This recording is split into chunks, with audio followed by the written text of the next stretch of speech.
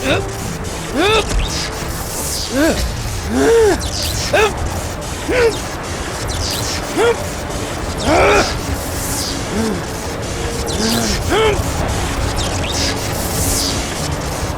विक्रमादित्य, तुम मेरे साथ ऐसा नहीं कर सकते।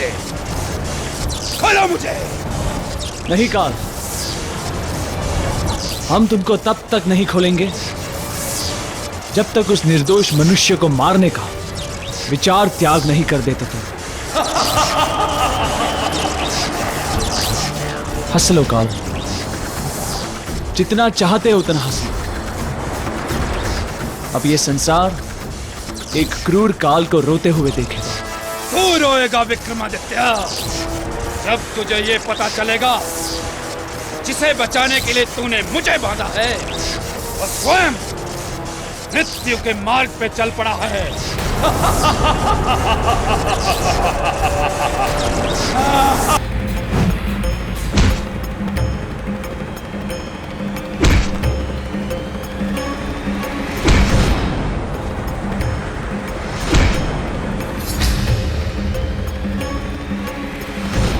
अच्छा माँ, अब तू आराम से सो जाना।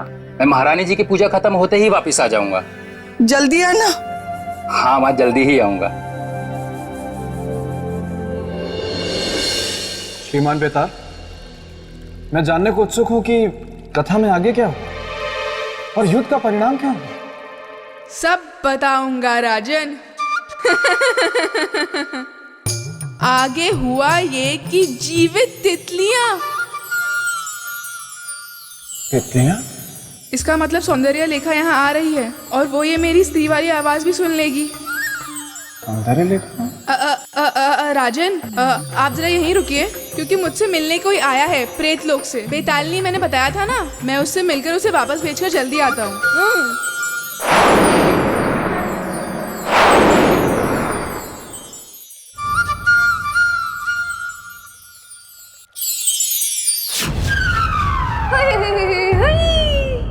ओहो बेताल, तुम यहाँ हो और मैं तुम्हारा इंतजार वहाँ प्रेत लोक में कर रही थी।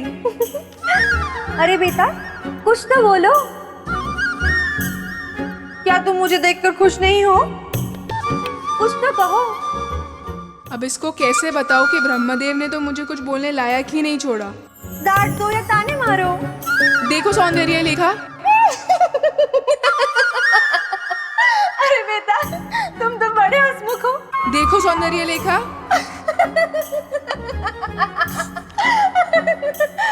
अब बस भी करो बेताल, अब तो अपनी आवाज में बात करो। क्यों, तुम्हें ये आवाज पसंद नहीं है? बिल्कुल नहीं। फिर तो हमारा विवाह भी नहीं हो सकता सौंदर्य लेखा। पर ऐसे क्यों? देखो सौंदर्य लेखा, ये एक बड़ी दुख भरी कहानी है। मेरी आवाज एक श्राप की वजह से हमेशा के लिए ऐसी हो गई है, अब कभी पहले जैसी नहीं हो पाएगी। तो विवाह करने का क्या अर्थ? नहीं नहीं बेटा, तुम तो मुझे ऐसे आवाज में भी पसंद हो। लेकिन मुझे पसंद नहीं है, मैं ऐसे विवाह नहीं कर सकता। अच्छा नहीं लगेगा।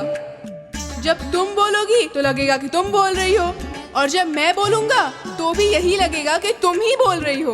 और जब सब कुछ बोलना ही तुम्हें है तो विवाह करने का क्या अर्थ?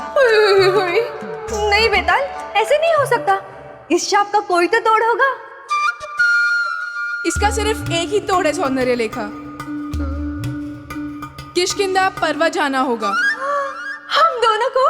नहीं, सिर्फ तुम्हें। और वहां जाकर श्री बेतालेश्वर का जाप करना होगा 90 लाख बार। सोच लो। फिर अपना विवाह हो जाएगा?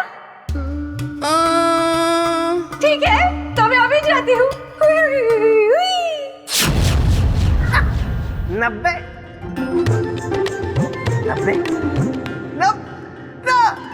90 लाख बार जाप करने के बाद कोई विवाह के लायक बचता है क्या? पगली।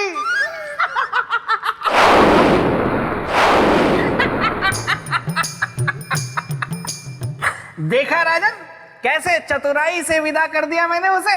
90 लाख बार जय बेतालेश्वर कहती फिरेगी पहाड़ों में पागलों की तरह। क्योंकि मैं हूँ बेताल, जो गलने नहीं देता किसी की भी दाल। और आप करते रहते हैं ऐसे अनेकों अनेक धमाल। अच्छा वो सब छोड़िए, आप मुझे ये बताइए कि सम्राट और काल के बीच युद्ध में क्या हुआ? युद्ध के सारे घोड़े भाग गए। आहा राजन, युद्ध बहुत ही भयंकर हुआ।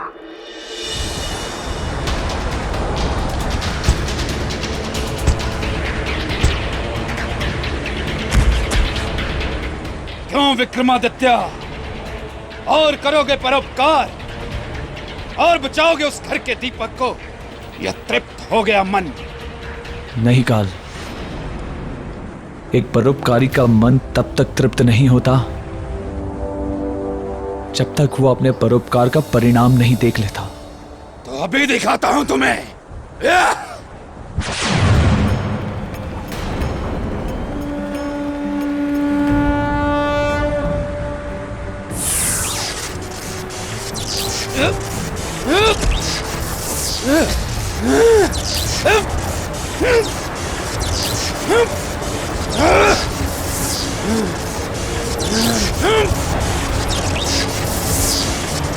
नहीं विक्रमादित्य, तुम मेरे साथ ऐसा नहीं कर सकते। खोलो मुझे। नहीं काल, हम तुमको तब तक नहीं खोलेंगे जब तक उस निर्दोष मनुष्य को मारने का विचार त्याग नहीं कर देते तुम। हंस लो काल, जितना चाहते हो उतना हंस लो। अब ये संसार एक क्रूर काल को रोते हुए देखेगा। तू रोएगा विक्रमादित्य, जब तुझे ये पता चलेगा जिसे बचाने के लिए तूने मुझे बांधा है वो स्वयं मृत्यु के मार्ग पे चल पड़ा है।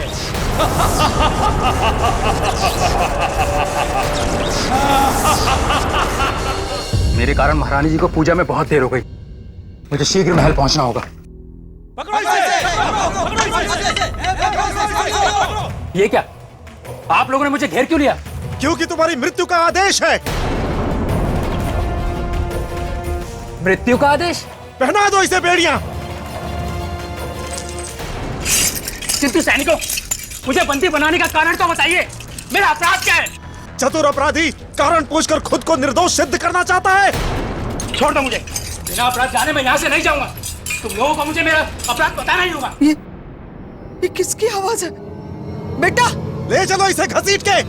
मैं नहीं जाऊंगा। अरे कौन है? छोड़ दो मुझे। कौन है? बेटा नामदेव, मेरे बेटे को कहाँ लेके जा रहे हो? मैं नहीं जाऊंगा। छोड़ दो। नामदेव बेटा, ये कौन लोग हैं जो तुझे बलपूर्वक लेके जा रहे हैं? सैनिक मुझे अपने साथ कैदी बनाकर ले जा रहे हैं। अरे छोड़ दो मेरे बेटे को। ये महाराज का आदेश है। भावनाओं की आंच से नहीं पिघलेगा माता। हटिए, बाधा मत बनिए। ले चलो इसे। छोड़ दो मुझे। मेरे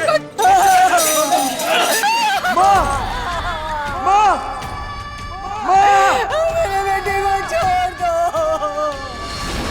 विक्रमादित्य, खोल दे मुझे, अन्यथा पछताएगा तू। स्वयं के संकट में गिर जाने के भय से किसी निर्दोष के जीवन को संकट में नहीं छोड़ सकते आप।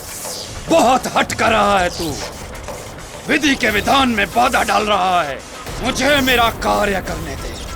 काल हूं मैं। काल को अपना शत्रु मत बना। शत्रु नहीं बना रहे हैं तुम। जिस तरह से तुम अपना कार्य कर रहे हो, ठीक उसी तरह से हम भी अपना कार्य कर रहे हैं काल। अपने इस परोपकार का दुष्परिणाम जानता है तू। तू मेरा ग्रास बन सकता है। मुक्त कर मुझे। अवश्य मुक्त कर दूंगा तुम्हें, परंतु अभी नहीं। उस निर्दोष मनुष्य की मृत्यु की घड़ी टल जाने के बाद।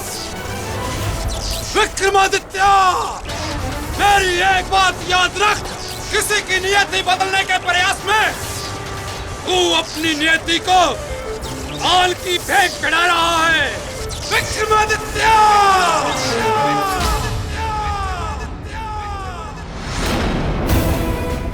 प्रश्न हमारे सुहाग के जीवन का है। हमें अपने सुहाग की रक्षा के लिए काल को रोकना ही होगा। रुक जाइए महारानी, रुक जाइए। नहीं आचार्य जी, अब ये शतरानी रुकेगी तो सीधे काल के सामने। परंतु महारानी काल को ऐसे नहीं रोका जा सकता है। तो फिर कैसे रोका जा सकता है? क्या विधि है काल को रोकने की? महाकाल की आराधना। तो हम अभी महाकाल की आराधना आरंभ करेंगे। व्यवस्था की जाए। यह भी नहीं कर सकते महारानी। क्यों? अभी क्यों नहीं कर सकते? क्योंकि अभी वो घड़ी आई नहीं। काल को रोकने के लिए महाकाल की आराधना तब करते हैं जब जीवन में काल का प्रभाव दिखना शुरू हो जाता है। तो फिर हमें उस घड़ी का पता कैसे चलेगा? मैं बताऊंगा। ठीक है, पर याद रहे कि काल की वो मनहूस घड़ी निकलनी नहीं चाहिए। दुस्साहसी, विश्वासघाती, नहीं जानता था तू इतना बड़ा छल करेगा। क्षमा करें महाराज, परंतु पूछने की दृष्टता कर रहा हूं। आपके इस क्रोध का कारण क्या है? मेरा अपराध क्या है? तेरा अपराध इतना बड़ा है कि उसके सामने मृत्यु दंड भी छोटा है। बेशक आप मुझे मृत्यु दंड दे दीजिए, परंतु आप मुझे मेरा अपराध बता दीजिए। बिना अपराध जाने मैं अपराध का बोझ लेकर नहीं मरना चाहता। तुझे जिस पेड़ ने छांव दी, तूने उसी की जड़ को काटा है। रखा था मैंने तुझे महारानी की सुरक्षा के लिए, और तूने उन्हीं का अपहरण किया। महारानी का अपहरण? ये आप क्या कह रहे हैं महाराज? मैं भला महारानी का अपहरण क्यों करूंगा? अपराधियों के लक्षण को मैं भली भांति जानता हूं तू नहीं स्वीकारेगा अपने पाप।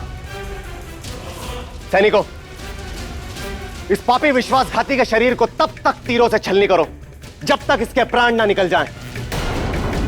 तेरे दंड से संसार सीख लेगी विश्वासघाती कि विश्वास के नाव में छेद करना कितना बड़ा अपराध है। ले जाओ इसे। महाराज, मैंने कुछ नहीं किया है महाराज, मैं निर्दोष हूं महाराज। मेरी बात सुनिए महाराज। महाराज, मेरी बात सुनिए महाराज।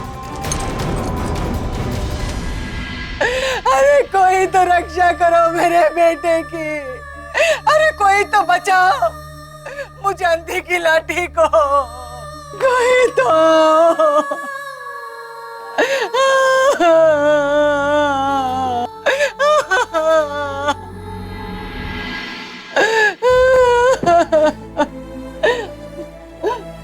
क्या बात है माता?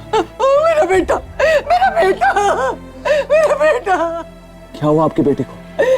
बिना कारण मेरे बेटे को राजा के सैनिक उठाकर ले गए। इसका मतलब हमें देर हो गई पहुंचने में। मेरा बेटा निर्दोष है, मेरा नामदेव निर्दोष है। आपके बेटे की रक्षा हम करेंगे, आप निश्चिंत रहें। कुछ नहीं होने देगी हम नामदेव को। यह हमारा एक मां को वचन है।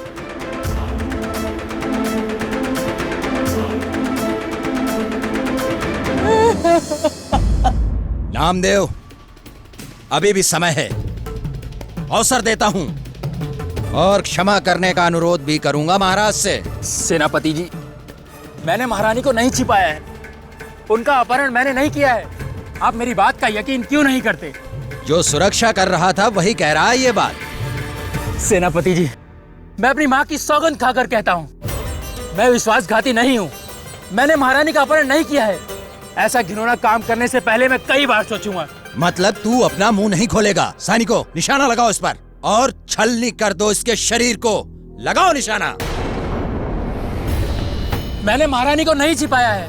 नामदेव, अभी भी वक्त है, बता, बोल। मैं नहीं जानता सेनापति जी, मैं अपनी माँ की सौगंध खाकर कहता हूँ, कृपया मुझे छोड़ दीजिए।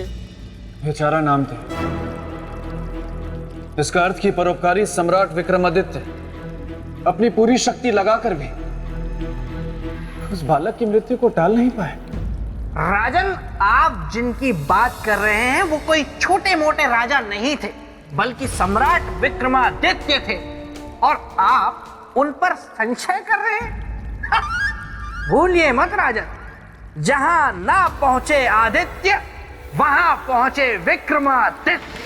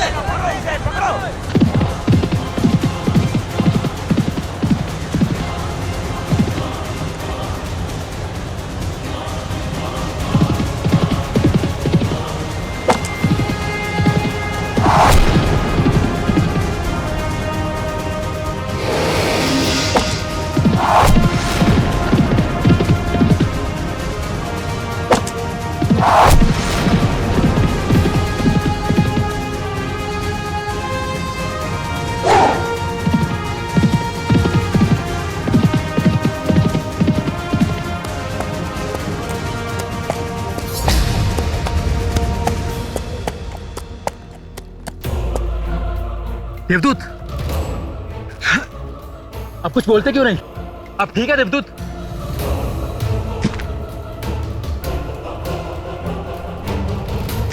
देवदूत, क्या हुआ आपको? देवदूत, आपके तो तीर लगे।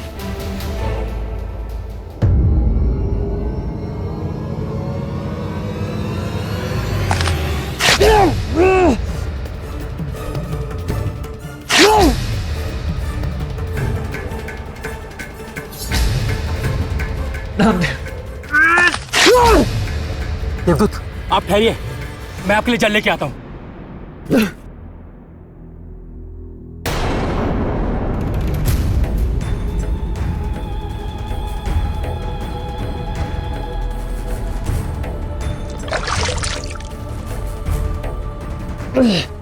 देवदूत, नामदेव, देवदूत, नामदेव, हमारी चिंता मत करो। अपनी माँ को लेकर कोई सुरक्षित स्थान पे जाओ, जाओ। नहीं देवदूत, यूं घायल अवस्था में मैं आपको छोड़कर नहीं जा सकता। हट मत करो नामदेव, तुम्हारा जीवन संकट में। जाओ तुम। अपने प्राण बचाने वाले को छोड़कर चला जाऊं? नहीं देवदूत, किंतु एक बात समझ में नहीं आई, आपने मुझ जैसे साधारण व्यक्ति की जान बचाने के लिए अपने प्राण संकट में क्यों डाले? क्योंकि तुम निर्दोष हो, दोषी नहीं हो तुम। और एक निर्दोष को दंड देना दंड विधान पे कलंक है। काश आपके विचारों की तरह ही सारे राजाओं के विचार होते देवदूत। हम कोई देवदूत नहीं है, हम एक साधारण मनुष्य हैं। चक्रवर्ती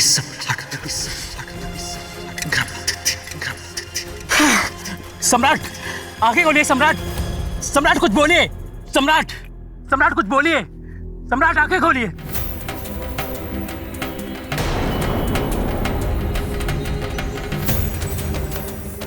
उज्जैन के नरेश सम्राट विक्रमादित्य,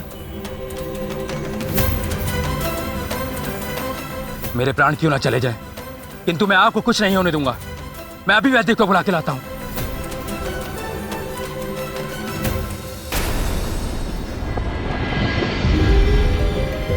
कोई सूचना ना कोई संदेश, न जाने कहां किस अवस्था में होंगे सम्राट। हे परमात्मा, ये किस धीरज की परीक्षा ले रहे हैं आप?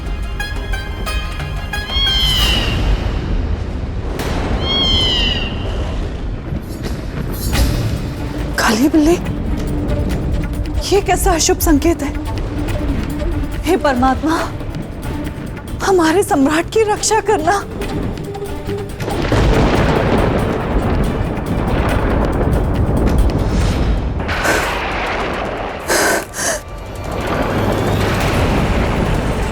सिंदूर की धार, नहीं, हमारा सिंदूर नहीं बह सकता। हमारे स्वाग पर कोई संकट नहीं आ सकता। धीरज रखिए महारानी जी। धीरज? किस बात का धीरज रखें आचार्य जी? इस बात का जो मैं आपसे बताने जा रहा हूं। तो फिर शीघ्र ही बताइए। महारानी, सम्राट विक्रमादित्य के जीवन में राहु दोष प्रारंभ हो चुका है। वो है तो केवल आज रात्रि तक के लिए, परंतु क्या आचार्य जी? यदि आज की रात कुशलता से बीत गई तो सम्राट के जीवन में कोई अमंगल नहीं होगा। और यदि हुआ तो? ईश्वर न करे ऐसा हो। और यदि हुआ तो चिंता गहन है। तो हम उस चिंता की चिता जला देंगे आचार्य जी। ये एक क्षत्राणी सम्राट विक्रमादित्य की पत्नी चित्रलेखा का वचन है। आप बस हमें उपाय बताएं। उपाय है।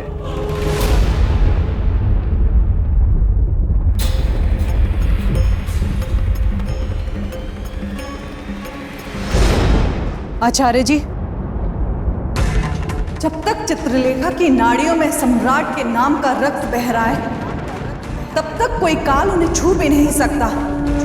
और यदि किसी काल ने उनके निकट आने का दुस्साहस भी किया, तो एक सुहागिन का श्राप उसे जलाकर भस्म कर देगा।